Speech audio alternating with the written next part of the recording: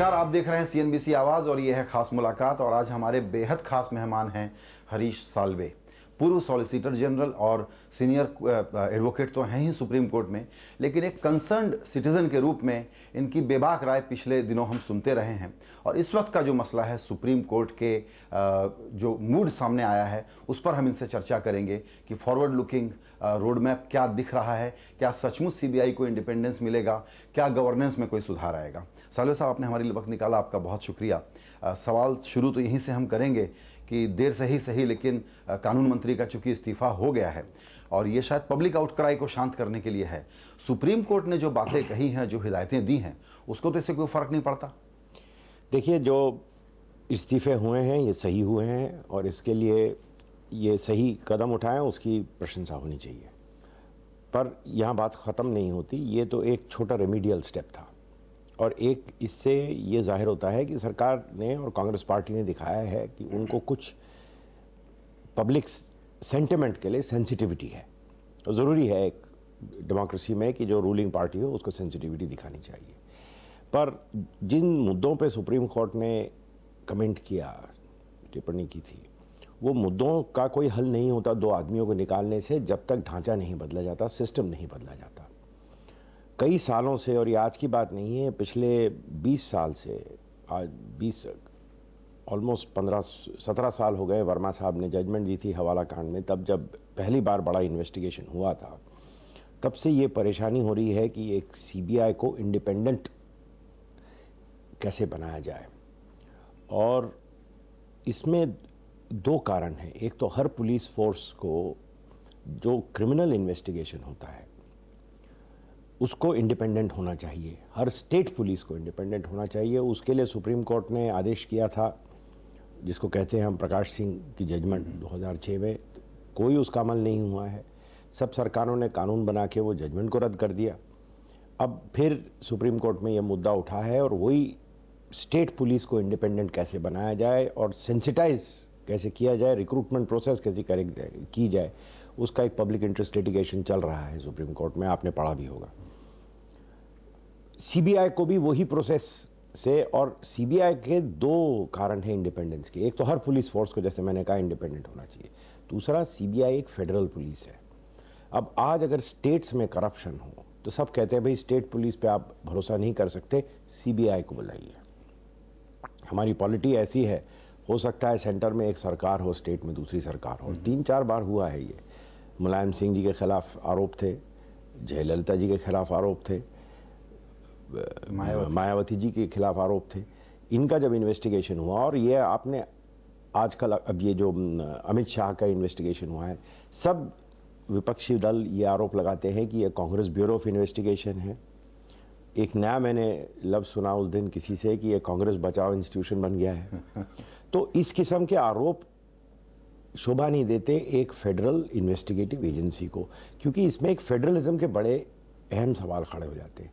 तो इसलिए supreme court को ये फिक्र लग रही है कि अगर इसको इंडिपेंडेंट नहीं बनाया जाए तो हमारा फेडरलिज्म आज या तो हम ये मान जाएंगे भाई चलने दो, जैसे कुछ अफ्रीकन नेशंस चलते थे कि सब खा रहे हैं, सब चल रहे हैं, तो एक दिन रिवोल्ट आएगा। या फिर अगर हमको सुधार करना है सिस्टम में, तो ये करप्शन को हमको हटाना है, और करप्शन को हटाना है तो एक इंडिपेंडेंट फोर्स होना चाहिए क्योंकि करप्शन वही कर सकता है जिसके पास पावर हो। तो जो पावरफुल है उसको इन्वेस्टिगेट करने के लिए अगर आप ऐसा फोर्स यूज करोगे जो उनके पावर के नीचे दबा हुआ हो, तो फिर तो हो ही नहीं पाएगा। इसलिए जी, आपने भी जो कहा कांग्रेस बचाओ इंस्टीट्यूशन, ये लोगों की राय बन गई है, लेकिन क्या आपको भी लगता है कि कांग्रेस सचमुच बहुत ही ऑब्सेस्ड है CBI के मिसयूज को लेकर के और लगातार अपनी पॉलिटिक्स इसके जरिए खेलती है? तो इसमें भी कोई ना कोई वो चालाकी करने की अभी भी कोशिश करेगी। मैं आपको एक चीज़ बताऊं, मैंने CBI को बड़े करीब से देखा है। CBI के लिए पेश हुआ हूँ, अभी भी हो रहा हूँ, CBI के खिलाफ पेश हुआ हूँ।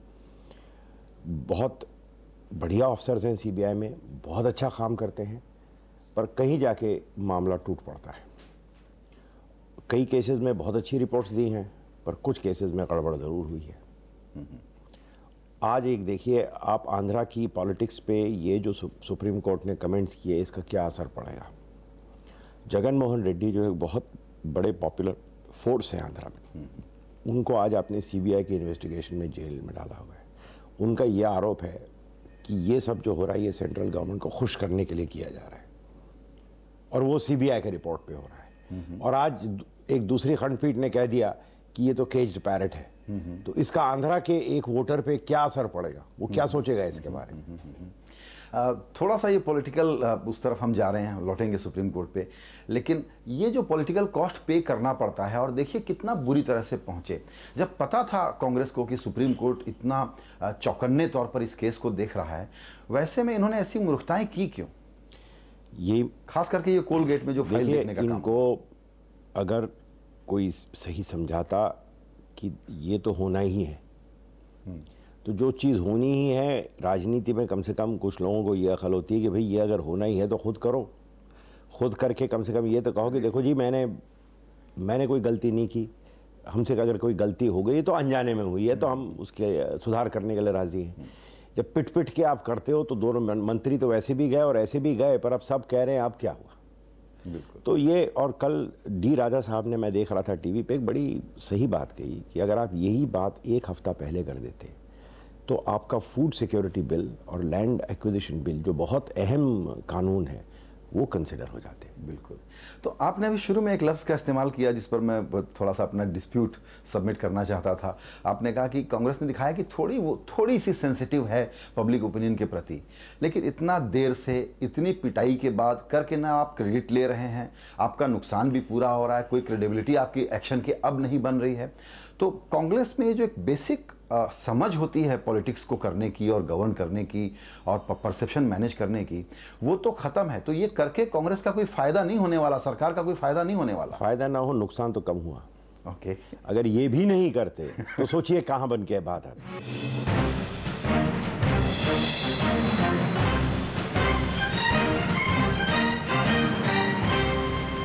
ये बताएं कि सुप्रीम कोर्ट ने अब जो कहा है, और ये उसमें एक ऑब्जर्वेशन पे सीबीआई डायरेक्टर ने कहा है कि बाकी सारी बातें हम मानेंगे, लेकिन यह है कि इस कोलगेट मामले में हमको वकील से सलाह तो लेनी होगी। लेकिन उन्होंने कहा कि डायरेक्टर ऑफ प्रोसिक्यूशन हो या कोई भी लॉ मिनिस्ट्री का ऑफिसर हो या लॉ मिनिस्टर हो, आप किसी से शेयर नहीं करेंगे, लेकिन लीगल पॉइंट पर अगर मुझे आपकी राय चाहिए तो मैं क्या करूँ? देखिए, ये इसमें दो बहुत अहम बातें आपने जो की है उसमें याद अपने को समझनी पड़ती हैं कि कोई भी क्रिमिनल इन्वेस्टिगेशन होता है तो उसमें पहले तो आप फैक्ट्स गैदर करते हैं। जैसे पुलिस वाला, एक छोटा किसी के घर में चोरी हो जाए, किसी का खून हो जाए, किसी का, दो जनों को झगड़ा हो जाए, किसी को चोट लग जाए, तो पुलिस वाला पहले कानून की किताब नहीं उठाता, पहले मौका वारदात पे जाके पता करता है कि हुआ क्या यहाँ। ये चल रहा है अभी। ये मौका वारदात पे गए हैं, सरकारी दफ्तरों में गए हैं, कहे हैं भाई ये जो लोगों को आपने बांटा है, कोयले की खाने जो दी हैं आपने, ये किस आधार पे दी हैं? आपके कुछ कागज़ थे, आपके पास कुछ मटेरियल आया था, आपने उनसे बातचीत की थी, तो कुछ मिनट्स बनाए थे। क्योंकि एक सरकार का एक काम करने का एक तरीका होता है, फाइल बनाई जाती है, हर चीज़ में फाइल होती है, क्योंकि जो भी अगला आदमी आए उसको पता चल जाए कि क्यों हुआ था ये।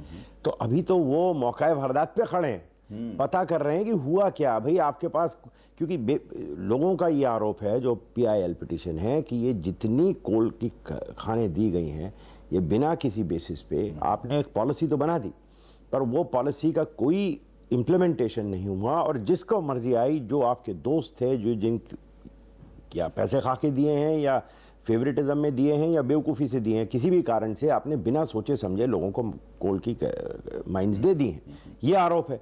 तो सबसे उसका जवाब क्या होगा कि नहीं साहब ये आप गलत कह रहे हैं, देखिए हमारे पास सबका डेटा है, सबका बायोडेटा है, ये हमने देखा, ये फैक्ट्स वेरीफाई किए और उस बेसिस पे दी। तो अभी तो मौका वारदात पे वो एविडेंस जमा कर रहे हैं, इस पर कानून की किताब कहाँ आती है भाई? ये तो फालतू की बात है। कानून तो इस पर सुप्रीम कोर्ट फैसला करेगा ना। तो उस वक्त जब ये इनकी रिपोर्ट आ जाएगी कि मौका वारदात पे इनको क्या मिला, वो सुप्रीम कोर्ट के जजेस देखेंगे, उसके बेसिस पे अगर उनको लगता है कि इसमें प्राइमा फेसी एक प्रिवेंशन ऑफ करप्शन एक्ट का केस बनता है, अब्यूज़ ऑफ पावर का, तो वो CBI को कहेंगे ठीक है आप जाके फाइल कर दीजिए, और वो रिपोर्ट जो है उसके बेसिस पे वो कहेंगे ठीक है हम अब ये कोल की जो माइंस हैं इसको क्वाश करेंगे। तब वो रिपोर्ट पब्लिक होगी, तब सरकार का जवाब मांगा जाएगा कि भाई आप कहिए, अगर ये कह रहे हैं तो ये सच कह रहे हैं कि झूठ कह रहे हैं, आप जवाब दीजिए। तब सरकार अपना हलफनामा में जो उनको कहना है वो कहेगी सुप्रीम कोर्ट में। तब कानून के सवाल आएंगे कि भाई ये सही था गलत था। कानून का सवाल सीबीआई के दरवाजे पे आज तो नहीं आने वाला। बिल्कुल। दूसरी बात, कई बार हुआ है जो पेचीदा मामले हैं उसमें सीबीआई को कंसल्ट करना पड़ता है, तो आउटसाइड एडवाइस भी लेते हैं और लॉ ऑफिसर्स की भी लेते हैं, लॉ मिनिस्ट्री की नहीं लेते।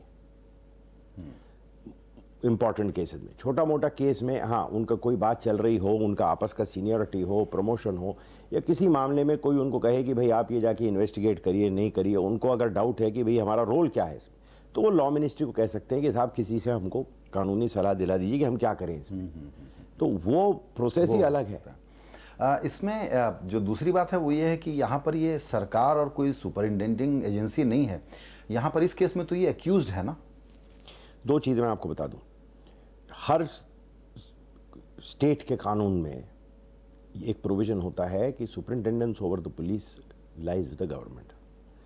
हर डेमोक्रेसी में पुलिस के ऊपर सुपरिटेंडेंट सरकार का होता है। उसका मतलब क्या है, ये कोई नई बात नहीं है, सुप्रीम कोर्ट में मामले आ चुके हैं और सुप्रीम कोर्ट ने कहा सुपरिटेंडेंस यानी वो ऑफिसर्स का करियर, उनका प्रमोशन, उनकी अपॉइंटमेंट, ये सब सरकार के पास है। अगर आज पुलिस ऑफिसर रोग हो जाए तो उसको सरकारी नौकरी से बर्खास्त करेगी।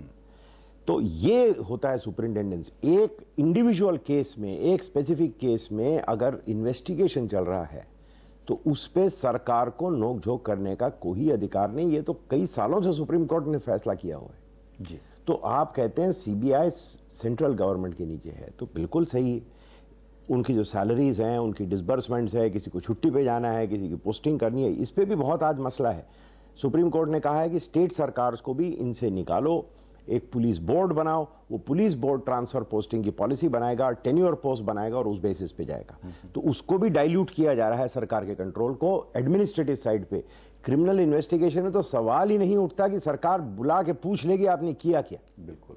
अच्छा, इस केस में एक तरफ हम लोग पहले एक जुमला इस्तेमाल करते थे जुडिशरी एक्टिविज्म, ओवर रीच, लेकिन अभी गवर्नेंस की हालत इतनी खराब है कि अब ये डिबेट बिल्कुल बेमानी लगती है इस वक्त। देखिए, ओवर रीच का मैं आपको समझाऊं, इसमें सवाल ही नहीं उठता। सुप्रीम कोर्ट क्या कर रही है, जिसको अंग्रेजी कोर्ट्स में जो प्रिंसिपल डेवलप हुआ उसको हम एडमिनिस्ट्रेटिव लॉ कहते हैं, कि एक आप जा सकते हैं किसी भी मामले में। हम लोग कई याचिकाएं फाइल करते हैं हाई कोर्ट में, सुप्रीम कोर्ट में। जैसे समझो दो जनों ने कोल माइन के लिए अप्लाई किया, एक को मिला एक को नहीं मिला, तो वो उसको चैलेंज करेगा। रोज़ आप पढ़ते होंगे किसी को टेंडर मिला, फिर वो मामला हाई कोर्ट में गया। क्यों जाता है कि एक कहता है भाई ये आपने अपनी पॉलिसी बनाई थी, आप ये पॉलिसी से हट गए, आर्बिट्ररीली हट गए। तो अगर वो कोर्ट पूछेगा भाई अगर पॉलिसी बनाई थी तो उसका अमल हुआ कि नहीं, नहीं अमल हुआ तो क्यों हटा, अच्छा कारण है तो हट गए, नहीं कारण है, बिना किसी कारण हटे हो, तो वो ये सेटल्ड एडमिनिस्ट्रेटिव लॉ प्रिंसिपल्स हैं। इंग्लिश कोर्ट्स को जो बड़े कंजर्वेटिव होते हैं, हमने उनको फॉलो करके डेवलप किया है बस। तो आज कोर्ट में एक याचिका आई है कि देखिए साहब, ये लाखों करोड़ों की कोल की खाने हैं, इनको जिस तरीके से बांटा गया है इसमें कोई आधार नहीं है, ये लोगों को ऐसी बांटी गई है। तो ये तो बिल्कुल एडमिनिस्ट्रेटिव लॉ का क्वेश्चन हुआ। सुप्रीम कोर्ट एग्जामिन कर रही है। अब उसमें सुप्रीम कोर्ट ने कहा भी हमको कौन बताएगा कि हुआ क्या, क्योंकि ये पब्लिक इंटरेस्ट लिटिगेशन है। एडवर्सेरियल होता तो पिटिशनर को कहते तुम बताओ, या गवर्नमेंट को कहते तुम एफिडेविट दो। गवर्नमेंट ने एफिडेविट, सबसे पहले गवर्नमेंट ने एफिडेविट दिया, वो पढ़ के कोर्ट को लगा कि ये पूरी बात नहीं आ रही बाहर। अब सुप्रीम कोर्ट के जजेस या तो हर फाइल मंगा के देखें, वो तो नहीं हो सकता। तो उन्होंने कहा किसको कहें, तो सीबीआई को कहते हैं। तो उन्होंने कहा आप जाइए और पता करिए मौके वारदात पे हुआ क्या। तो वो पता करके वो सुप्रीम कोर्ट को बता रहे थे इसमें ओवररीच क्या हुआ। अगर कल खून होता है और कोर्ट कहता है कि भाई जाके पता करो, आज आप कांग्रेस पार्टी ने ही सही, गलत नहीं किया, सही किया, गुजरात में पिटिशन फाइल नहीं की कि देखिए एनकाउंटर डेथ है जी, आप जाके पता करिए, सीबीआई को भेजिए, पता करिए वहां खून हुआ कि नहीं। बिल्कुल। कुछ लोग तो ये कहते हैं कि दरअसल बिल्कुल ही एक्टिविज्म नहीं है, कम किया है सुप्रीम कोर्ट ने। वो ये कि यहाँ पर सरकार जो कि इस मामले में अभियुक्त है, उसने सबूतों के साथ छेड़छाड़ की कोशिश की। सरकार के लोगों ने कोर्ट में अंडर ओथ झूठ बोला, और परजुरी का भी मसला बनता है और कंटेम्प्ट ऑफ कोर्ट का भी मसला बनता है। तो ये कोई जाएगा पिटीशन करेगा तब सुप्रीम कोर्ट करेगा या सुप्रीम कोर्ट खुद करे? दो चीज़ें हैं इसमें। क्रिमिनल इन्वेस्टिगेशन टेक्निकली शुरू होता है एफआईआर से। अब सीबीआई के पास कई ऐसी कंप्लेंट्स आती थी जो बेबुनियाद हों, किसी की इज्जत उछालनी है तो आपने उसके खिलाफ कंप्लेंट डाल दी, और पेपर में आ जाता है कि भाई इनके खिलाफ FIR दर्ज हुआ है और क्रिमिनल इन्वेस्टिगेशन शुरू हुआ, तो आपकी इज्जत तो मट्टी हो गई। 3 महीने बाद कहेंगे जी कुछ नहीं मिला, तब कौन याद रखता है। तो इसीलिए CBI मैनुअल में एक बड़ा अच्छा प्रोसीजर है कि एक प्रिलिमिनरी इंक्वायरी होगी, वो पता करेंगे कि भाई इसमें कुछ इन्वेस्टिगेट करने वाली बात भी है कि ये फजूल की बात है। तो वो पहला स्टेप होता है। टेक्निकली क्रिमिनल इंक्वायरी इन्वेस्टिगेशन नहीं हुई, पर ये अब सब मानते हैं कि PE में क्रिमिनल इन्वेस्टिगेशन का पहला कदम ले लिया, फॉर्मल FIR नहीं रजिस्टर हुई, तो वो हो चुकी थी। अब उसमें दखलंदाजी हुई है, उस पर सुप्रीम कोर्ट ज़रूर कुछ ना कुछ एक्शन लेगा, आप रुक जाइए। जहाँ तक पर्जरी की बात है, एक बात समझ लीजिए, ओथ पे किसी ने कुछ नहीं कहा। उस वक्त जब मसला बात, कुछ लोग जो कलीग्स जो बैठे थे उन्होंने बताया कि बात ऐसी निकली कि जब ये रिपोर्ट आई तो सुप्रीम कोर्ट ने रिपोर्ट खोली और अटॉर्नी जनरल साहब से पूछा कि भाई इसमें तो अगर ये सही है तो ये आप कैसे सस्टेन करोगे, तो हमको तो सब कॉश करना पड़ेगा। तो उन्होंने कहा साहब क्यों? उन्होंने कहा इसमें तो लिखा है ना एक कागज़ है, ना पत्ती है, ना कुछ है, आप लोगों ने फिर कैसे किया? और ये तो आपकी CBI की रिपोर्ट है। तो उन्होंने कहा साहब हमको तो मालूम नहीं, हमने तो कभी देखी नहीं है, तो हम देख के, और ये कोई लास्ट वर्ड तो है नहीं, हम देख के बताएंगे। तो उनके मुंह से ये निकल गया कि हमने तो कभी देखी नहीं। तो मालूम नहीं है, वो जज साहब की एक इंस्टिंक्ट होती है। तो उन्होंने रावल साहब से पूछा कि ये किसी को दिखाई तो नहीं भाई? तो उन्होंने कोई, वो कहते हैं CBI का ऑफिशियल खड़ा था, उनसे पूछा किसी को दिखाई? उसने कहा नहीं, उन्होंने नहीं साहब किसी को नहीं दिखाई। तो ऐसी बात बन के आई। अब ये तो जाहिर हो गया कि दोनों ने गलत बात की कोर्ट में। अब इसका क्या होना चाहिए? सुप्रीम कोर्ट कुछ नहीं करेगा। इस केस की जो गंभीरता है, ये थोड़ा पॉलिटिकल असेसमेंट के तौर पर समझना चाहूँगा आपसे। आपको लगता है कि ये केस सरकार के लिए और सरकार के टॉप इंडिविजुअल्स के लिए कितना सीरियस हो सकता है?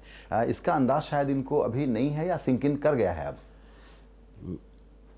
अगर नहीं है तो ये इनका बचपना है। My God. देखिए आज कोयले की बड़ी हिस्ट्री है हर दुनिया में, हर कंट्री की पॉलिटिक्स कोल माइन, कोल के अराउंड बहुत सेंटर। इंग्लैंड में आपने देखा मैगरेट थैचर के टाइम पूरी पॉलिटिक्स कोल के अराउंड चली। इंडिया में सबसे बड़ा सोशलिस्ट स्टेप जो हम कहते थे कोल माइंस का नेशनलाइजेशन था, राष्ट्रीयकरण। ये आपने इसके राष्ट्रीयकरण को डाइल्यूट किया है।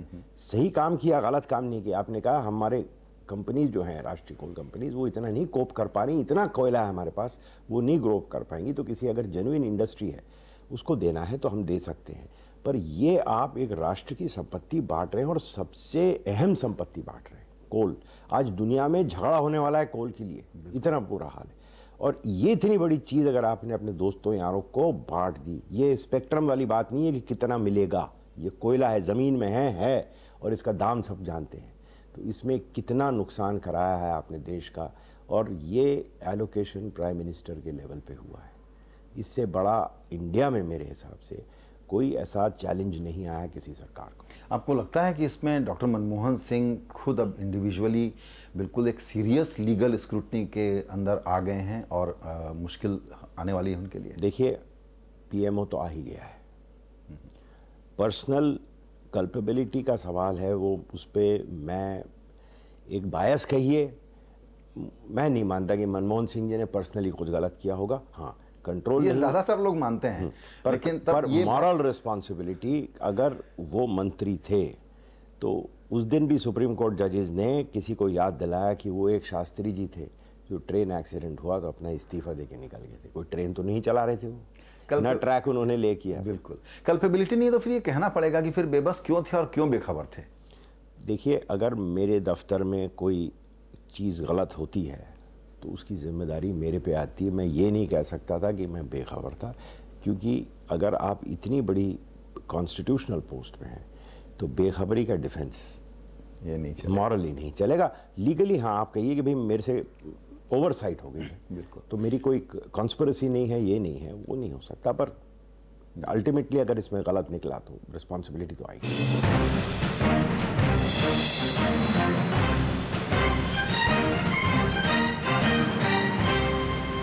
एज अ लेमैन हम सब लोगों के मन में भी ये सवाल आता है कि सब कुछ अब सुप्रीम कोर्ट ही करेगा क्या? बहुत तरह की डिबेट होती रही।